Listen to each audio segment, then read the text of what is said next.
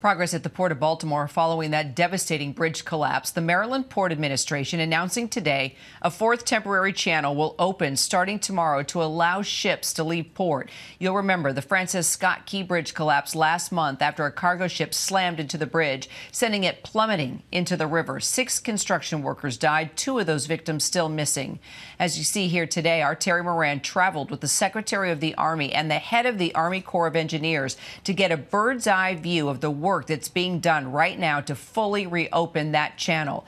Terry joins me now live from Baltimore. So, Terry, you've been covering this story since the very beginning when that bridge collapsed. Today, you got this exclusive tour high above construction. Tell us everything.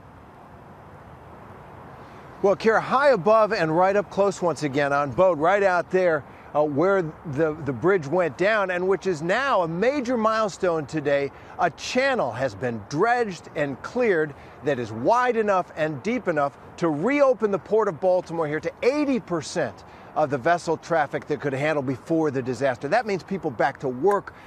That is just great news for the city of Baltimore, and $100 billion worth of goods and services come in through that. So it's good news for the economy as well. But no question, getting out there once again, it's so different.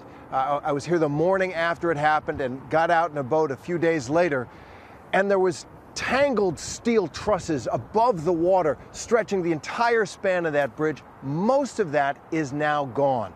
Crews working day and night with the Army Corps of Engineers and contracting crews and the Coast Guard. A whole team of people have done just amazing work to get Baltimore open once again. That is the news today. While they do it, they're still very mindful that that scene out there is still a scene where 2 men who went down with that bridge, those construction workers, are still trapped somewhere in that wreckage. Their remains, they're searching for them every day.